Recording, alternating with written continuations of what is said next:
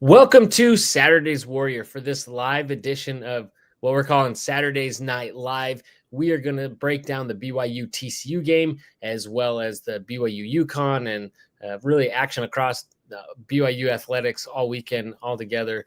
There's a lot to cover, and so we're hopping into this a few minutes early so we can get going, and then we can all get to bed. But please join us in the chat. Let us know your thoughts. Give us your comments, your feedback. We love it. It really fuels the conversation. That's why we do this. And also, please like this video and subscribe to the channel. It really helps us get more visibility, get more Cougar fans involved, which is, again, what this is all for.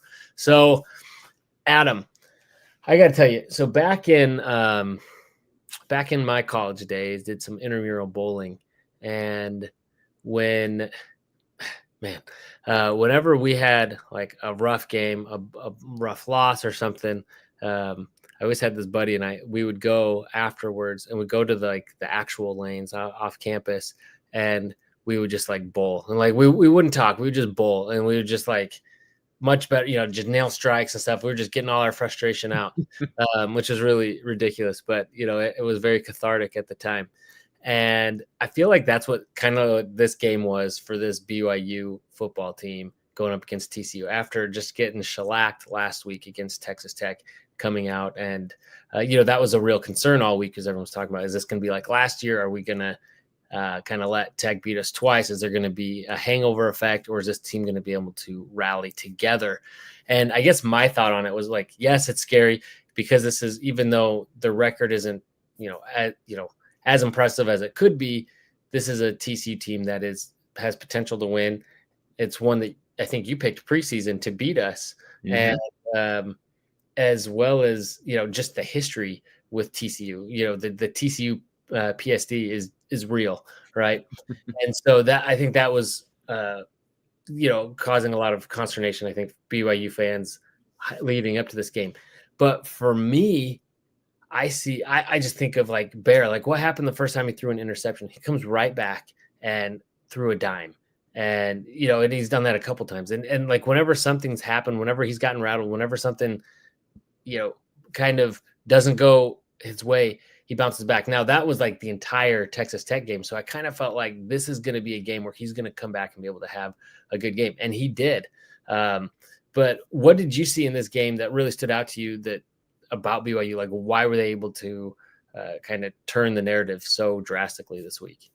Well, I mean, they locked in the way they were supposed to. And I felt like, I know next week against Cincinnati is kind of the setup where I think most of us feel like, all right, if you win there, you're going to Arlington. UCF's not a huge threat. We got them at home.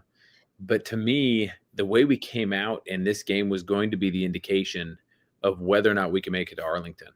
Because if we come out like this, and this is what you hope for a bounce back game, these three games are beatable.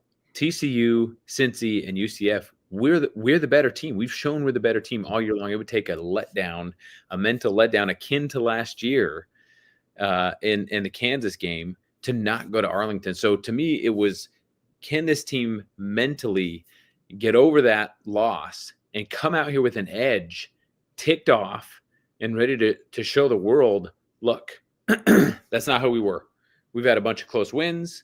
We had a dominant win at Iowa State. We got crushed at Texas Tech.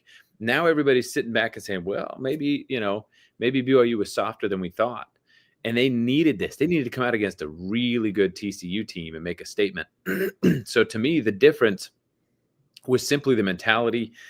LJ looks healthy, super disciplined on both sides of the ball, not a lot of penalties, the right reads. Bachmeier, I loved watching him trot off the field on their first missed third down when they didn't get a first down. He's throwing his helmet. He tore it off. You're up 37-13 and he's mad about it. That's what you need. Like, this team has got to finish games like this. How long have we been asking for BYU to finish a game like this and get that killer instinct when you've got the other team on the ropes? And they did it tonight in major fashion. So, man, it was exciting to see. But the difference to me, it's the mental side of the game. It's that sports psychology piece to say, can you shake off a bad loss and fulfill this Chase Roberts promise to say, we're getting back to Arlington and we're going to win? you start it tonight, and man, that whole team showed out, including the backups on that last drive. Yeah, absolutely. It was really, I was nervous there near the end with TCU making that drive and BYU obviously and correctly resting their defense and their starters, that I was like, oh, TCU is going to punch in a touchdown and it's still going to be I know. beat down, but it's just going to be that less impressive. It was going to be 37-20 instead of yeah 44-13. Oh yeah, that punt, which I don't know. Feel for that. I feel for Shirts, man. That's got to be so tough. You go in your very first punt and you crush it 57 yards, right? So you get the jitters out, but you're back out there. That's the second time you caught up. I'm just thrilled we had our backup punter in a game like this, and that it wasn't 30-28 and he's out there trying to pin him deep and drops the ball. You got to get those jitters out. Clearly he's got the skill, which he showed on his first punt. Man, I feel for that guy. He just dropped it. It hit him in the hands, and it looked like he's stepping forward to kick it, and he drops the ball. He just forgot he was supposed to kick his leg or something. Yeah. But, I mean, he basically looked like what would happen if I were out there. Yeah. I mean, it was that. Exactly. You see those guys charging at you, man. I don't know that I'm going to get my leg up to kick that thing. Anyway, wild. But fortunately, we can laugh about it. I mean, that's what I was thinking. I was like, this defense better hunker down and, help us save face. And, they said, only a few starters. And I'm glad one of them was Tanner Wall because we needed that. I love that exclamation point at the end. I mean, you think back to Iowa State this year or Arizona last year. It's like those defensive touchdowns late to help us really open up the score and put things away, I think are critical to getting those style points. And it's really what this football team, I think, hangs its hat on, is being able to win on all phases. And that is definitely a big part of it. In fact, Josh Hoover has been a bit turnover prone this year. And I was like, man, we've only got one interception on him so far. I mean, we sacked him and, definitely gotten to him and kept him on the run. But I was like, I'd like to see another interception. And so I'm glad that, it came through and that in a big way too, because we gave the ball in major, in plus territory. Right. And so, anyway, so ultimately though, BYU came out going on all cylinders. I want to get to a few of the comments here and, cause I think we've got a lot to go through, but, a blind man 17 says 2 amazing games to watch tonight. Good time to be a BYU fan.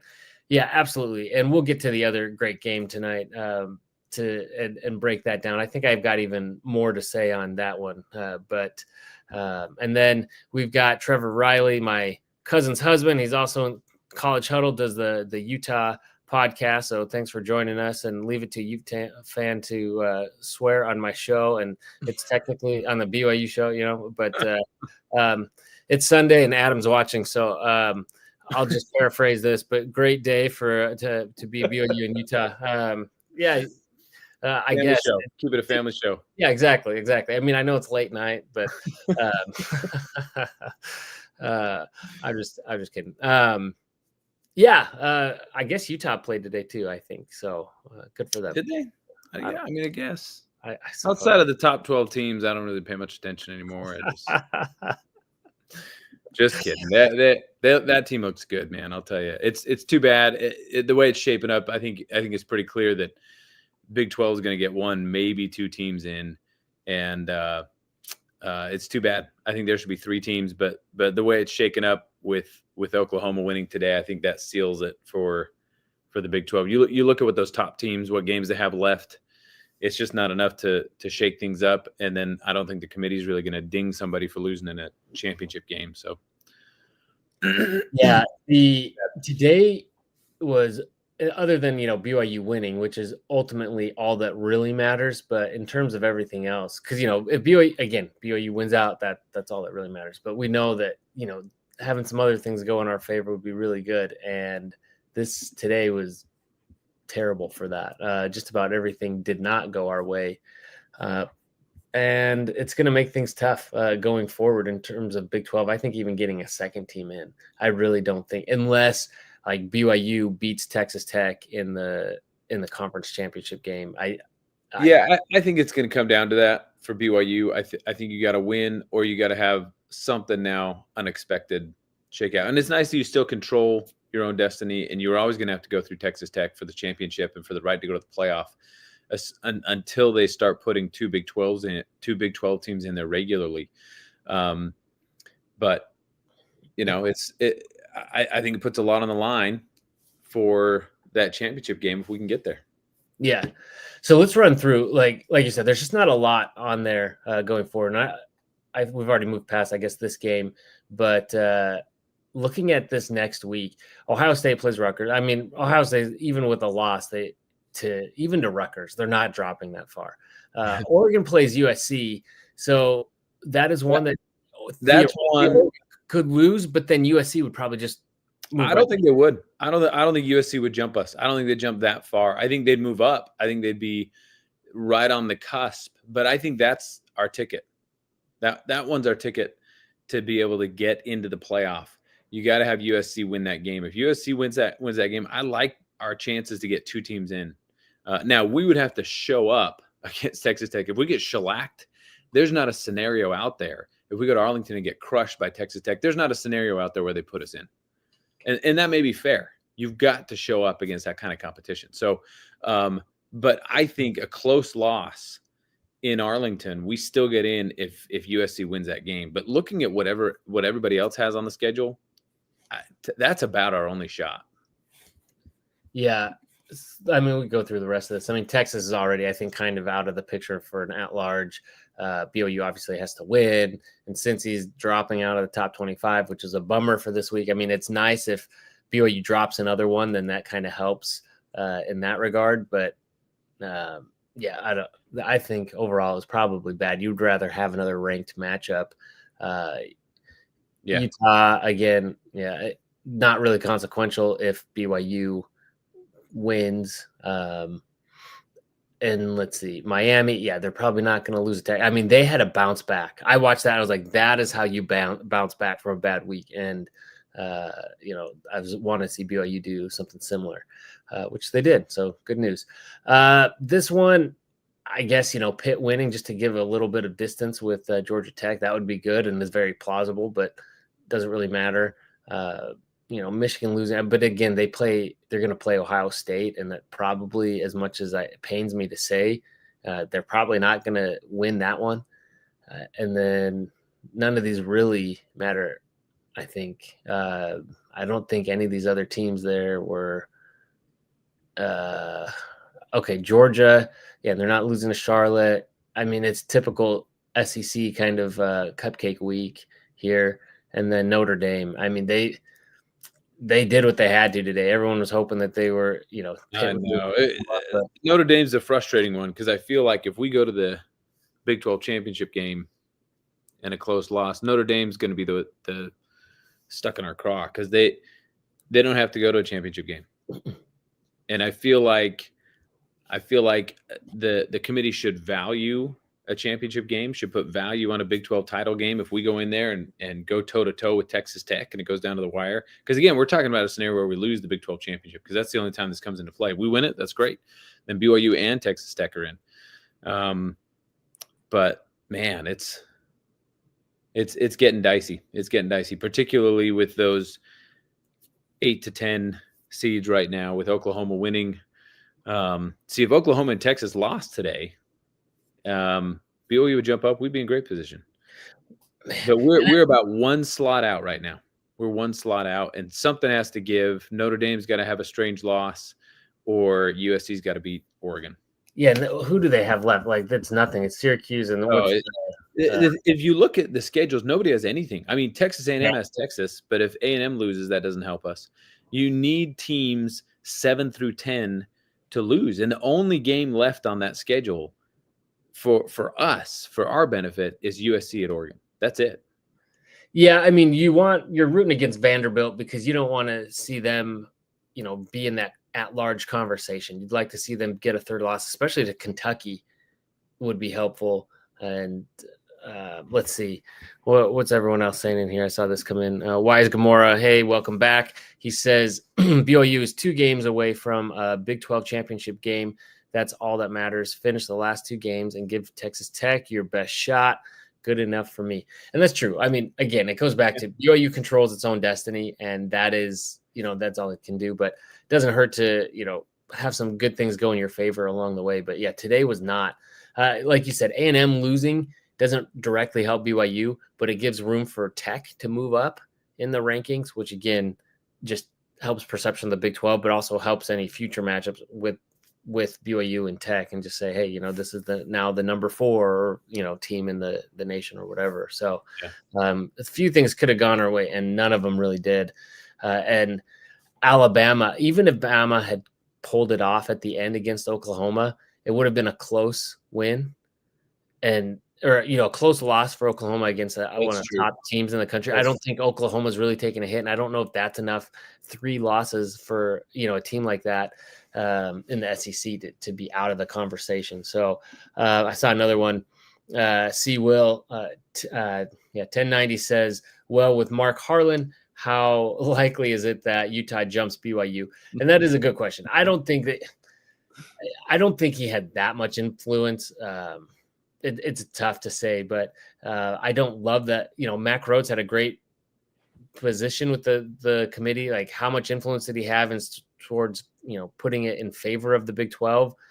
I don't know, but I felt like the ranking so far had been the most reasonable they have been, I think, in at least a couple years. So I hate to see the Big 12 lose that position with Mac Rhodes out, and then with Mark Harlan in. It is pretty laughable with it the way it is. I mean, BYU had a big win as well tonight, and so I think that is enough to keep BYU ahead of Utah. Had they squeaked out a close one against TCU, I don't know. I think you could probably see that argument. I don't know. With the head-to-head, for me, I'm saying the committee. I don't even the committee. I think if you got a Utah homer on there on the committee, that's tough. That's tough to. I mean, and don't get me wrong, the committee makes some bizarre choices, but a situation where you got a team with a head-to-head win and a better overall record and a better strength of record, that I don't know that you're going to see that. You would hope SEC or otherwise. And this committee seems to be looking at strength of record and things a little bit more closely and looking at data. So, but a lot of the data really likes Utah too. So again, that does worry me. But at the end of the day, BYU just has to take care of business, and that's all that really matters.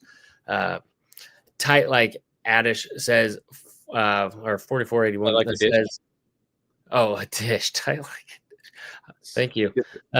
Late. It's 2 a.m.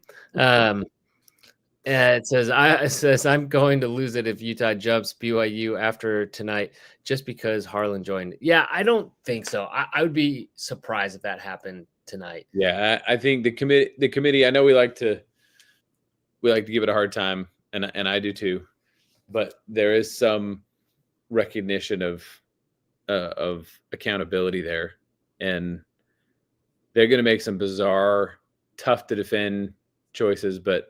Again, head-to-head matchup, better overall record. That's tough. That's tough to defend. Yeah. Let's see. A couple more things. Going back, comments and missed just while we wrap up this conversation, I think, on football. Tight like a dish. I got it right this time. TCU always seemed to have our number. Feels good to get one back for the first time in years. Absolutely. Agreed. I mean, it's kind of like kicking them while they're down. It doesn't feel as good as blowing them out when, they have everything on the line and a big season ahead of them, and to come in and tear all their hopes and dreams from them. That is true. That is true. But this is a really good team. So it's not like they came in here 3-6. Head coach is fired. This is a pretty good team to dish it out to. By the way, so we do if you're not familiar and haven't joined us, we do another show on Monday nights where we look back. We do power rankings and our picks, and so you can join us for that. We'll break them down there. But I do want to point out, I did have, because you weren't on this last week, Adam, for me to rub it in your face, but I did call Iowa State over TCU. So you're the ones supposed to be throwing Hail Marys. I'm glad that you're bringing it up now, that you didn't miss that chance to rub it in. I just wanted to make sure that it was documented. So anyway, let's see. I think there's another comment here. Wise Gamora says, nice to see a bounce back. Did we read this one? That's all right. I'll read it again.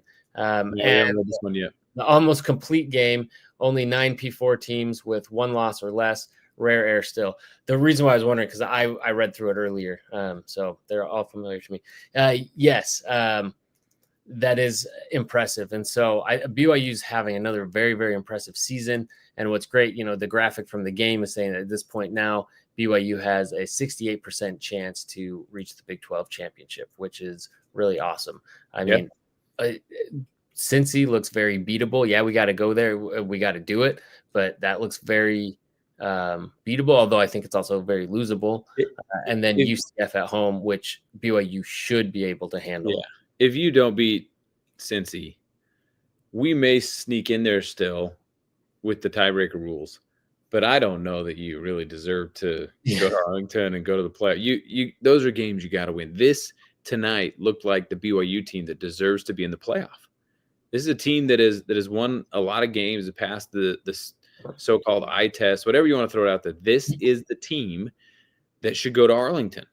That is clearly deserving of a Big 12 championship title game and a shot at the playoffs if you can beat Texas Tech. So, but if you go up there and you lay an egg against Cincinnati, we may get to Arlington, but great. I don't like our chances, and we're certainly shouldn't be in the at-large conversation for a playoff.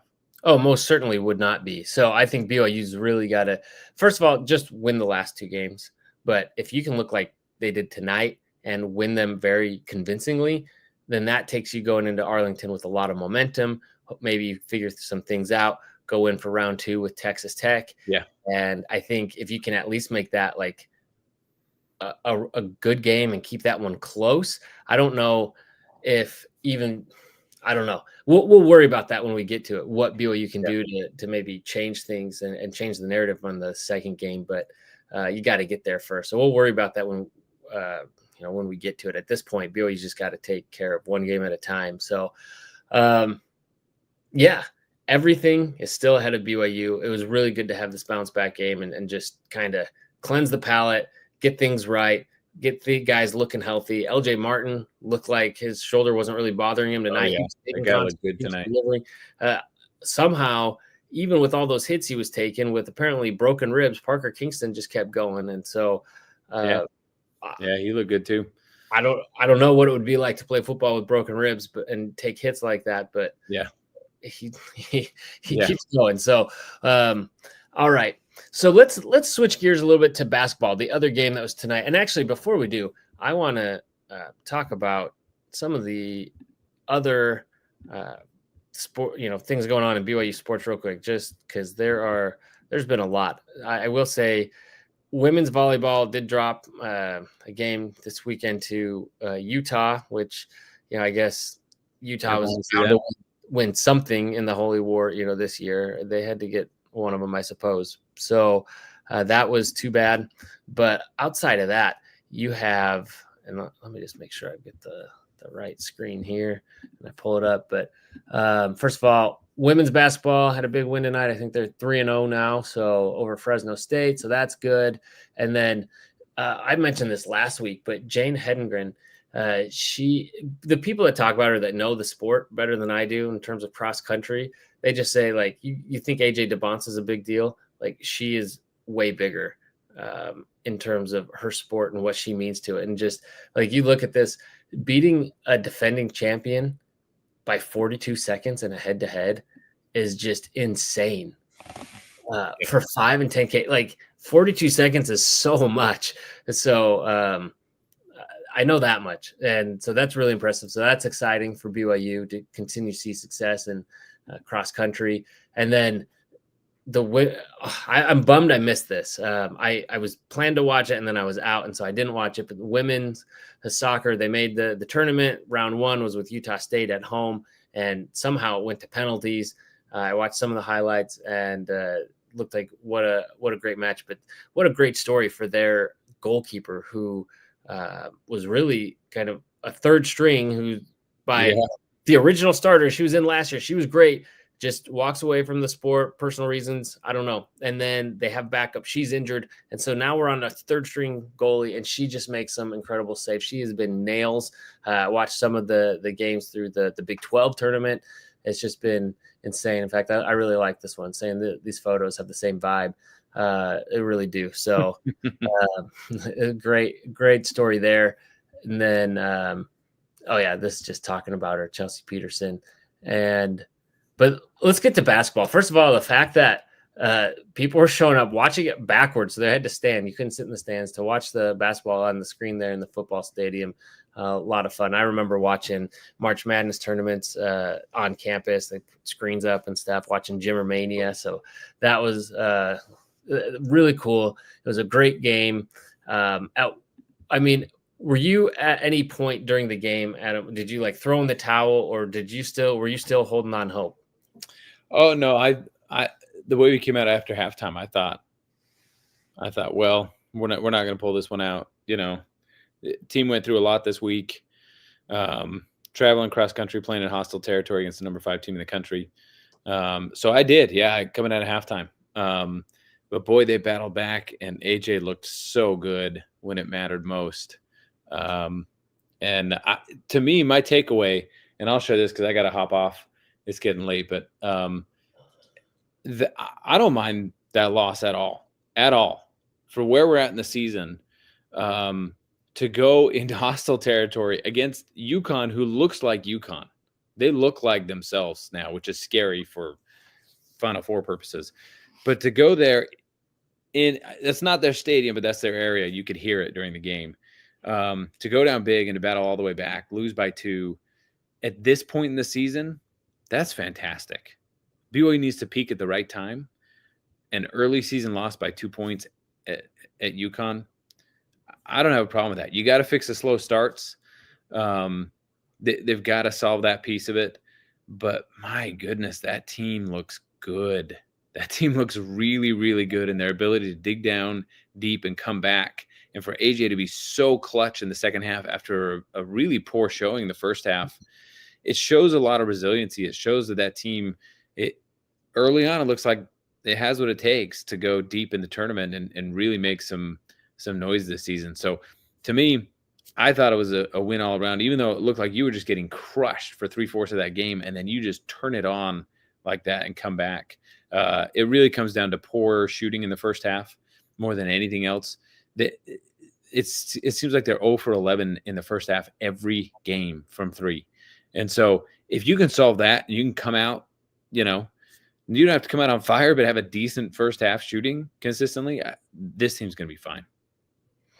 Yeah, for me, and I know you got to go, but just I'd say there's good news and bad news. Like I was like you, I checked out. I did not think this team was going to pull together, but then every time I would think that, we would get a bucket to keep it within like 14 or something. I was like, okay, that's still technically within striking distance. Like we've seen teams come back against BYU at this deficit, right? So I was like, I wasn't ready to completely write them off, but I didn't, think that they really would. And then you just saw AJ start to cook, and I thought, okay, let's see. And then Saunders doing his thing and just being able to get to the basket. And AJ had this one move where he takes it to the middle. Looked like he was, he backs up. Looked like he was going to turn and then do like a kind of a, I don't know, hook shot or a little jumper from the paint. And then he fakes back, and then he goes back the other way to his right and rolls to the rim and lays it in. Just the fact that he has that length and athleticism. His moves down by the basket are incredible. Yeah. So really tough to guard. But no, my thing is, you saw the previous game struggles, and we've seen team not really getting a lot of assists. It's been the big 3 taking care of business, which is great to have those guys. We knew that they'd be able to do that, but it worries me that nobody else is getting involved. Nobody else is having that impact, because what happens when one of those guys gets into foul trouble? What happens when one of those guys just doesn't have it? And then you need help. Plus, you got to start hitting threes. 1 or 2 more threes tonight would have made a huge difference, obviously. And So that worries me. The good news is that we saw this team has fight, and we know it has talent, and that they can dig in, and that they were, like you were saying, that they were able to dig in and find that when they needed it. That is the positive. And for everything that I was saying that it's kind of wrong with this team, that it feels like you were saying, they can't hit threes. I feel like they miss more free throws than they probably should, and no assists, and not, no help from the bench. That's all troubling, but I feel like those are things that'll get worked out with time, with as chemistry develops, as this team develops together. And we saw a little bit more of that tonight from some guys stepping in, and in limited sparse moments. But I mean, Baker finally looking like what you wanted with some very clutch threes. So like you said, I think this team can do it. Is this team there yet? No. Like, if they play like this in the tournament, they're not gonna probably make it. And what I like about Kevin Young's teams last year is that they peaked at the right time. They came along patiently and really delivered when it mattered. And that's what I hope you see this year. And I remember watching a Kentucky Duke game early last season, and Duke lost to Kentucky, and Cooper Flagg looked lost at the end of that game. He couldn't deliver 3 possessions in a row, turned it over. And that's fine. That was a growing experience. And then, and they dominate at the end of the season and go to the Final Four. So that's the type of development you want to see from a very young team with some key seniors on here. You go through these. So I don't mind at all. You want to see the progression throughout the season, and that's to be determined. But you got to imagine, with the way this team is built and what Kevin Young did in year one, I think we're on pace. Yeah, I mean, it had shades of the Texas Tech game happening, the national spotlight, top 10 matchup, and all of that. But then for this team to be able to rally back and make a strong push at the end, and really, for me, I don't even mind the close loss. It's the way that last possession went is gutting. Like, our point guard for it to bounce off his leg, like, it was just because you had plenty of time to at least get a shot off. Then if it doesn't go, like, it doesn't go, and hey, but to not even be able to get that off is frustrating. But anyway, also I've got a few other thoughts. We can talk more about it. I'll let you go, and I'll get through some of these comments here. But all right, it's a good night. Go Cougs. Go Cougs. All right, I'm trying to get through here. You guys are active in here tonight, but second half AJ was incredible. Goes without saying. Yeah, it was nuts. We are blessed. We all knew this. When we were coming into this season, but that it was going to be a special season with AJ. I think recruiting has improved a lot with under Kevin Young. That's a stupid sentence. Of course, recruiting has improved a lot.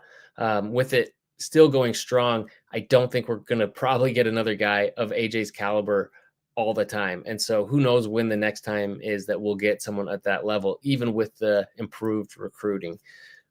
So if you can in any way, try to go see them this year, because it is going to be something special to have this team and to watch them.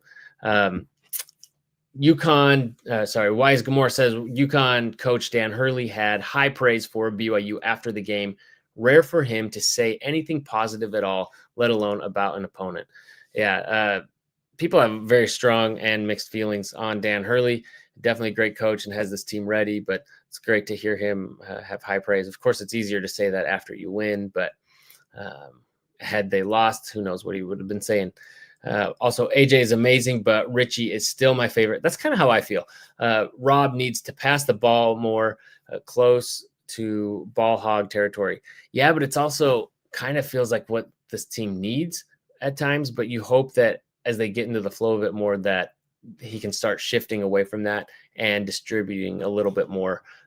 Absolutely. And obviously, I mean, those big three,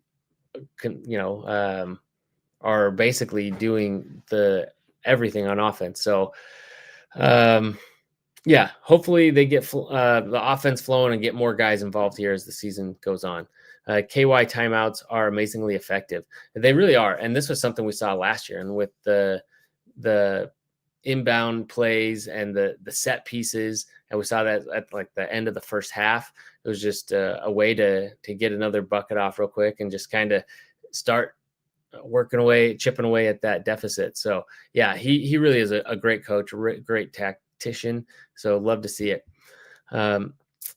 Blind Man 17 says it was great to see BYU fight back in that second half. It really was. Like, even though you get a loss, I mean, that's the great thing about this is this loss shouldn't really hurt, especially with you coming back and closing in the gap and being able to chip away at the score and make it a really respectable game.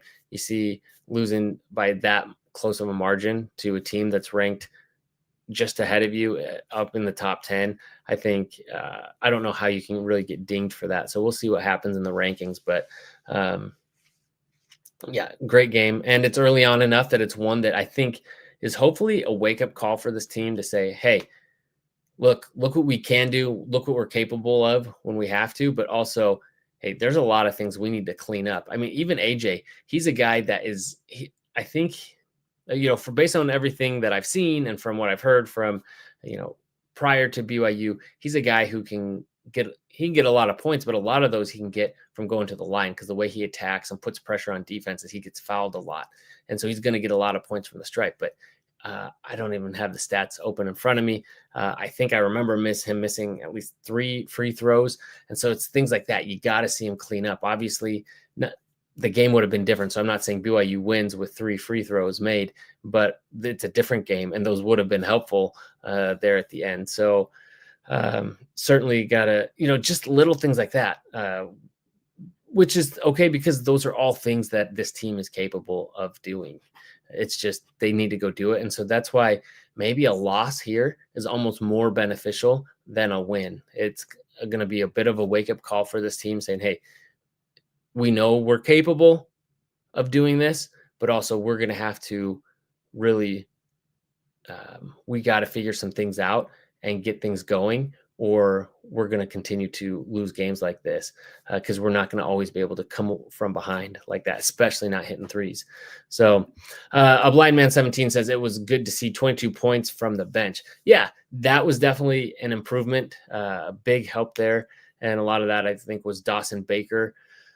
I think he had 12 or something points. Again, I should probably have the stats open here, but yeah, it was good to see. And actually, speaking of the bench, I was kind of surprised. So Dawson Baker started the other night, which I was a little surprised about. And obviously that was, I think, to get a little bit of an offensive spark off the bench, but maybe it was just a minutes thing. I don't know why that was. Tonight, having Boscovich, I think that was really about size. I mean, they were feasting down low early on until got into some foul trouble and things, but he's not really a rim protector. He does have size. And then finally they went to Xavier Staten, and he has the length, he has the athleticism, he has the potential, but he's still a little bit raw. And, we've seen moments from him, and I liked what he gave us out there, but especially when Foose went out, because he's not the tallest, but man, he has athleticism and energy but he goes down, which hopefully he's okay. I haven't heard anything. Let me know if you guys have heard anything.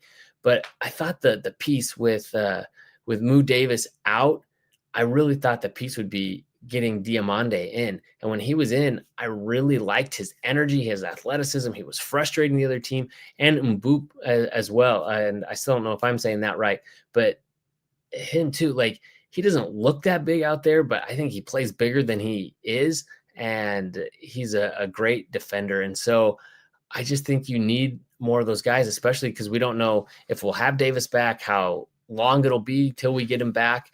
And so you got to have other guys like that bring the energy and the toughness and the grit. Because that AJ can play defense. We've seen Rob Wright. We know Richie, all these guys together as a unit, I think can be a really good defensive unit. We just haven't seen a lot of that yet until really the second half when they finally started to clamp down a little bit. Of course, the other team was getting in foul trouble, which helped, which again came from BYU pushing the issue and going down low. So I don't know.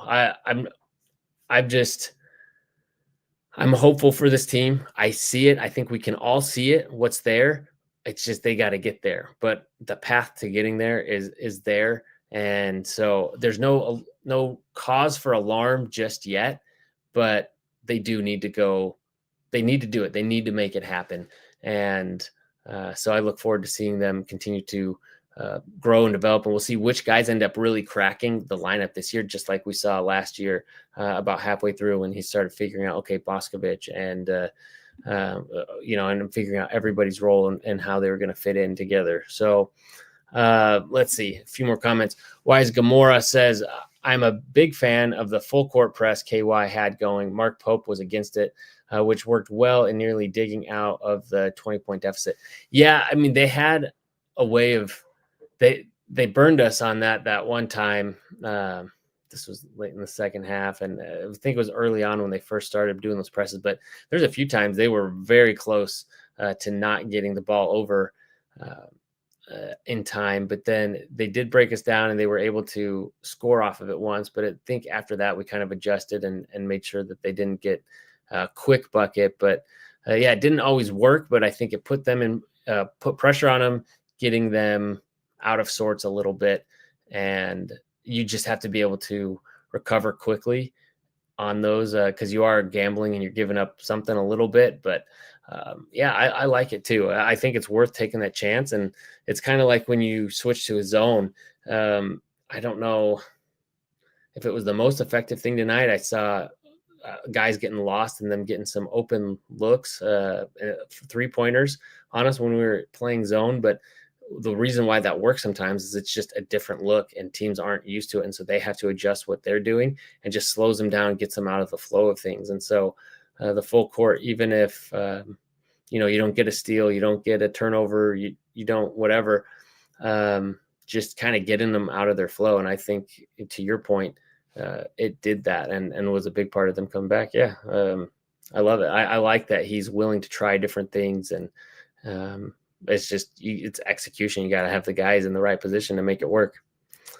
A Blind Man 17 says, I agree with that full court press. That pressure threw off UConn. Yep, they were not ready for that. And like I said, we did still get burned from it a couple times, but I think overall kind of got them out of their flow, which was a big help to, just kind of turning the tide. And on offense, BYU was clicking, and then when it slows them down and kind of gets them out of sorts on offense, it was a big reason. I mean, there's no way around it. So let me see here. Looking at through, I know I missed some of your other comments. Sorry, not able to get to all of them tonight.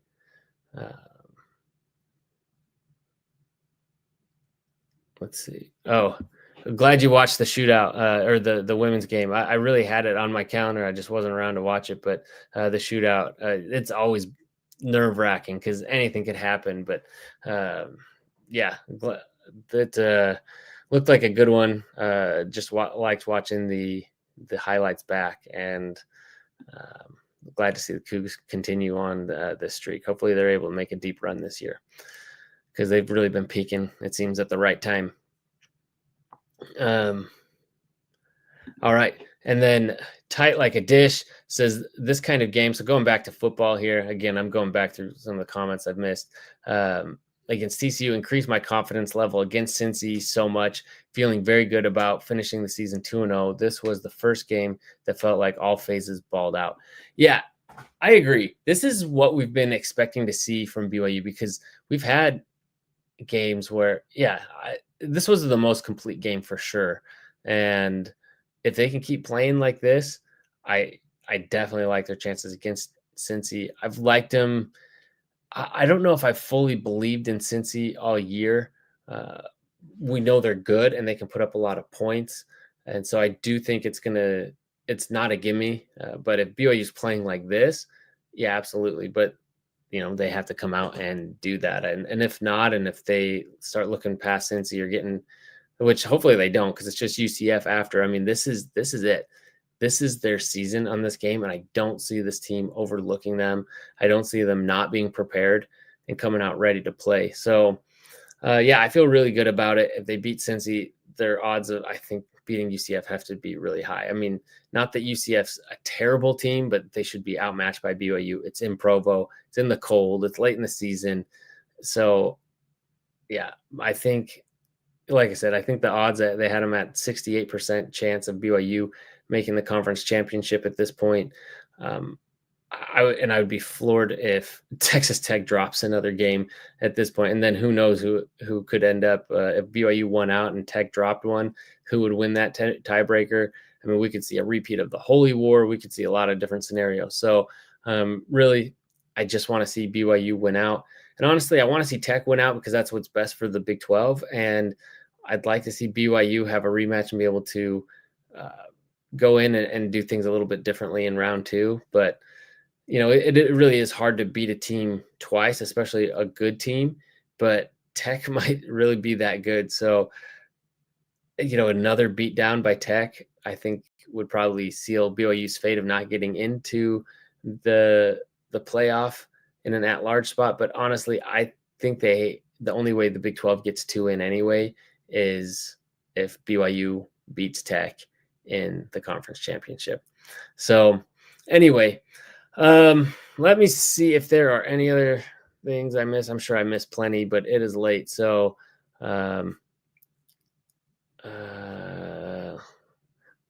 let's see. Back to basketball. Wise Gamora says context. Richie got 2 fouls very early. Keita got injured early and did not return. Davis was out because of off-court problems. Still nearly got the win. Yeah, and I do think, obviously, not having 2 of your starters, and then Richie was in foul trouble, but he sat out, I think it was 4 or 5 minutes, which longer than he normally would have. But, he still kept those 2 other of the big 3 on there. And Keita was struggling a little bit because of the length of their center. But, yeah, obviously you have all your guys in and they're healthy. This game goes differently. The way they were playing in the first half, though, even before, well, that's not true, because before we lost Keita and everything, BYU was doing some things that were causing UConn some issues, putting pressure on them, and we're causing turnovers, and it was fun, like seeing BYU go out there and throw some things at UConn that they weren't ready for. The problem was BYU was not capitalizing on them enough, and even though I think defensively BYU was doing some things to cause some issues for UConn, they started figuring it out. And I think that started, if I remember correctly, even before Keita went out. Granted, you were still missing Davis, which that is he's going to be a big contributor to that, especially defensively out there and what he does. So you're right. It's a completely different game, but it felt like even with, Keita in, even with without foul trouble on Richie, I still wonder if BYU wouldn't have gotten into a hole, probably wouldn't have been as bad, which then it would have been easier to come back from. So yeah, it's easy to think, BYU could have won that game. It's just a completely different game. UConn does things differently too in those scenarios. So that's hard to say, but yeah, like if these two were teams playing healthy, play 10 times or whatever, I really like BYU's chances in those games. And that's great to say when you're going up against a team like UConn. Granted, UConn, it's still early in their season. This was the first time they were tested, so they're still figuring some things out too. So if we're going to say, make those excuses for BYU, you kind of have to do it on the other side. Having said that, I think BYU's got a lot to figure out, and the fact that they're still this good and still hanging with teams of this caliber. I mean, we saw what they did with UNC. Granted, that was preseason and call it preseason, and I don't know. Yeah, I'm very optimistic. I think there's still a lot of work to do. So against number 3 team, essentially at their home. Yeah, it was. Although BYU crowd, they were very loud. Like you could hear them for an away team. I thought that was very impressive. The away team. I mean, it was neutral, right? But those arenas are so big. So even getting a ton of BYU fans in there, you're still completely outmatched in terms of the number of fans that were for BYU versus UConn. So I'm realizing also that nothing I'm saying is making sense. So I'm going to get to this last comment and wrap up here. But a blind man says, seems like everything was going wrong that first half. Yeah, things really were going badly, because it seemed like even when BYU did something right, they weren't really able to capitalize on it. and things kind of, it just wasn't going their way, which again was shades of the Texas Tech game. Really frustrating, and which is again why you need to be able to have other guys on the team that you can rely on, that you can go to and see what they'll give you when things aren't going, and just give you a different look, give you different energy. And I thought like Diamante was that in tonight's game. Although ultimately it went back to the big three and them getting it done, especially AJ and then Richie as well. So it was great to see AJ really just take this team on his shoulders. And as he continues to get more and more comfortable, I think with this team, as we start to get shooting, I have to imagine shooting, because we've seen Richie do it. We know he can hit, and I don't think he hit a single three tonight. And so I think he was 0 for 7 I saw. Anyway, so we know he can hit threes. We know these other guys are supposedly great three-point shooters like Mruss, and we're just not seeing a ton of it, although he did hit that one at the end of the first half. So once the three-point shooting starts coming, I think this team will be really dangerous, and then you'll be able to see this offense start flowing. But until then, we're really putting it all in the back of the big three. My concern is the longer we just ride those guys, then the longer it'll be that we're not developing the bench. We're not developing these other guys in the chemistry. And so at some point we're going to have to kind of trust in those guys and build out. And that's what I want to see in these other games, when we come to some of the softer parts of the schedule, to take advantage of that, to get these other guys reps, get minutes out there with these different units, playing together, putting our starters with some of these other guys. So we can start figuring out which lineups work and get these other guys comfortable in the offense and really force the issue, force guys to pass it around. Speaking of which, a big point of emphasis for Kevin Young and this team tonight, or maybe this season, has been rebounding. And I saw a pretty good effort from them tonight. You really saw them going at it and trying that. There was, I think, a bit there when the team was kind of falling behind, where maybe you didn't see that as much, but they were making an effort. Oftentimes you'd see a couple guys going for it, and it made a difference. So love to see that, KY comes in with a plan and works with the team. They focus on it. And when they do it and they execute, you see those results. And so I believe that he's got a game plan. He knows what this team needs to do, and he knows how to get them ready, and they'll get there. So just excited for it, and excited for BYU against Cincy next week, and just to keep things going. So a lot of good things for BYU. Both teams have everything ahead of them, and so awesome time. Like we said, soccer, cross country, all these things. So great time to be a Coug. It's also a great time to go to bed. Thank you for joining tonight. Again, don't forget, join us Monday nights. We'll go probably in a little more detail after we're a little bit more coherent, had some time to sit on everything and discuss. We'll do our power rankings and picks for the week. And then also I'll have a guest on to discuss Cincy and preview that matchup later next week as well. So like the video, subscribe to the channel. Appreciate you watching. Thank you for hopping in the chat. And as always, go Cougs.